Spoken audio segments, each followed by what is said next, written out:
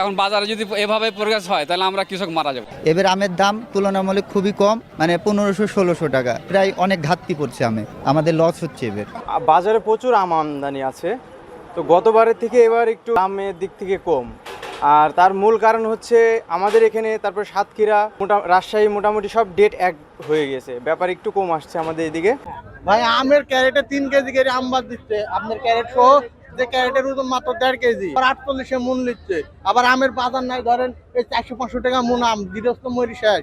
ব্যাপারীরা এখনো আসে নাই, ব্যাপারীরা আসলে আমের দাম বেশি হবে বলে আশা রাখি। গতবার 2500-2600 টাকা খিরসাপাত শুরু হয়েছে, এবার 2000, 1800-2200 এর মধ্যেই পাওয়া যাচ্ছে। আমের আমদানি প্রচুর, কিন্তু ব্যাপারী সংকট। এই ব্যাপারীর কারণে আমরা একটু কম দাম পাচ্ছি, মানে চাষি যে দামটা পাওয়ার কথা সে দামটা পাচ্ছে না চাষি।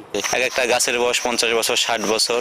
আমের যে ওজনটা কমে গেছে। গাছের আম দিন দিন সাইজে ছোট হচ্ছে এবং আমের ফলনও কমে যাচ্ছে। গত বছর এই আমগুলো শুরুর দিকে 2000-2500 এইভাবে মন ছিল, সেটা এই বছর ধরা হয়েছে 1000-1200। দামও একটু কম।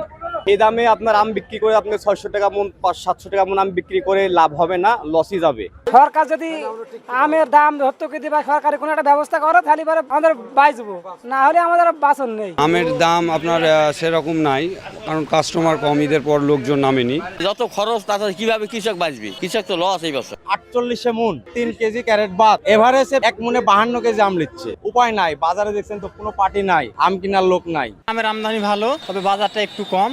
ঈদের পর থেকে বাইরে পার্টি কম আমাদের এখানে, ব্যবসা একটু নর্মাল এবছর। আমরা অনুরোধ করব পরবর্তীতে যেন সরকার সিদ্ধান্ত নেয়, প্রত্যেকটা জেলায় যেভাবে, প্রত্যেকটা বিভাগে যেভাবে আম ভাঙা পড়ছে, যেন পর্যায়ক্রমে ডেটটা দেয়।